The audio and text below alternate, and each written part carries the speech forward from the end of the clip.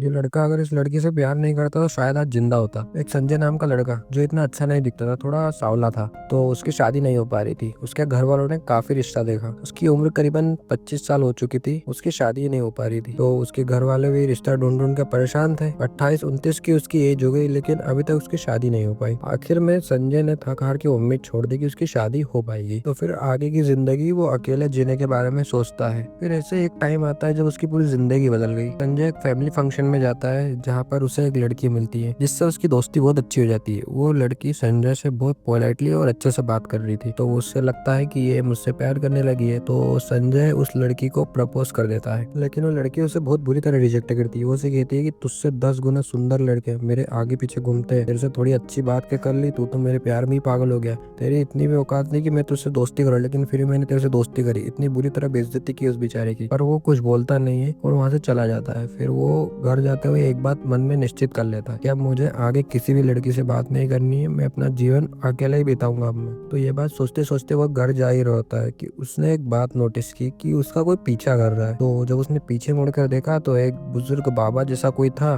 दिखने में एकदम अघोरी जैसा दिख रहे थे वो बाबा। तो उसने सोचा कि ऐसे कोई बाबा होंगे जो घूम रहे होंगे गांव में, तो वो उन्हें इग्नोर करके और चला जाता है। फिर एक दिन जब वो खेत में था अपने, तो वहाँ पर अपनी खटिया पर बैठा हुआ था, तो वो बाबा उसके पास फिर आए और बाबा को उसने प्रणाम किया कि बाबा आप कल मुझे दिखे थे, ऐसी बातचीत हुई नॉर्मल। फिर बाबा ने बोला कि बेटा देख, मैं तुझसे काम की बात करने आया हूँ, मैं तुझसे सीधे काम की बात करूंगा। तो संजय बोलता है कि कौन सी बात बाबा। फिर बाबा कहते हैं कि जिस लड़की से तू प्यार करता है और उसने तेरा प्यार अपनाने से मना किया है, मैं उसे तेरी बना सकता हूँ। तो संजय तो बहुत प्यार करता था उस लड़की से, तो उसने बोला बाबा को कि हाँ बाबा बताइए बताइए, क्या कैसे बना सकता हूँ मुझे। तो बाबा ने संजय को एक झरने का रास्ता बताया जो जंगल के बीचों बीच था, और वहां तक जाने का रास्ता पूरा अच्छे से बताया। और उन्होंने एक विधि बताई। बाबा ने उसे बताया कि तुम्हें इस पूर्णिमा की रात को यहाँ पर जाना है, तो वहां पर तुम्हें रात में एक अप्सरा दिखेगी जो नहाती है वहां पर आकर रोज। तो वो जैसी नहाएगी, नहाने के बाद कहीं पर जाती है, तो तुम्हें उसका पीछा करते हुए उसके पीछे पीछे जाना है। जैसे ही वो अपने स्थान पर पहुंच जाएगी, वहां पर जाते ही वो तुम्हें आवाज लगाएगी,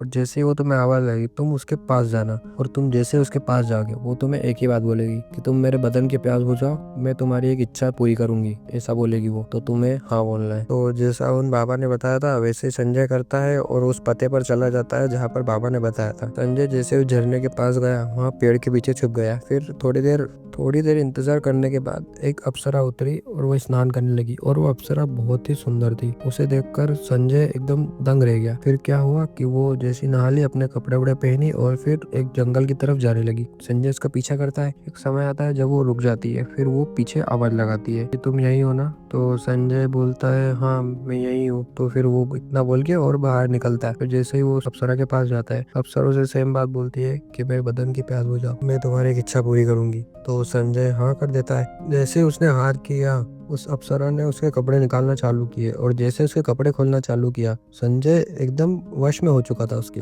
तो वो कुछ उसे ध्यान नहीं रहता, लेकिन जो बाबा थे उन्होंने उसे बोला था कि तुम्हें होश में रहना है, और होश में रहते हुए उसके जो बाल हैं वो मुझे ला कर देना है, क्योंकि मुझे उनसे एक क्रिया करनी है। तो वो संजय समझ गया था कि हाँ ठीक है मैं कर दूंगा काम। फिर अचानक से उसकी नींद खुलती है और वो सुबह पाया जाता है जंगल के अंदर, जहाँ पर उसके कपड़े पूरे निकले हुए रहते हैं शरीर से, लेकिन वो बाबा उसका इंतजार कर रहे होते कि कब होश में है। तो वो जैसे उठता है, बाबा उसे कहते हैं कि मैंने जो तुम्हें काम बोला था वो हो गया। तो संजय ने बोला हाँ बाबा मैं होश में था और मैंने उसके बाल भी तोड़े। तो बाल उसने बाबा को दिए, बाबा ये रहे। फिर बाबा बोलते हैं ठीक है। फिर संजय कहता है कि बाबा आपने बोला था कि वो मेरी एक इच्छा पूरी करेगी, लेकिन उसने मेरी इच्छा नहीं पूछी। तो बाबा कहते हैं कि अगली पूर्णिमा की रात तुम यहाँ वापस जब आओगे तो वो तुम्हें पहचान लेगी और तुमसे इच्छा पूछेगी। तो फिर वो संजय बोलता है कि हाँ ठीक है। तो अगली पूर्णिमा को वो वापस जाता है वहाँ पर, और जैसे ही जाता है वो इस बार जो वो बैठी हुई थी वो अप्सरा थी, लेकिन वो अप्सरा जैसी दिख नहीं रही थी। मतलब गले के नीचे नीचे उसका शरीर अप्सरा जैसा सुंदर था, लेकिन उसके ऊपर काले बाल चेहरे पर ढके हुए थे, और वो उसे देख के डर भी रहा था संजय। वापस वो उसी तरफ जाती है जहाँ पर पिछली बार गई थी। संजय उसके पीछे भी जाता है, लेकिन इस बार उसे बहुत भयानक आवाज में बोलती है क्या तुम वही हो।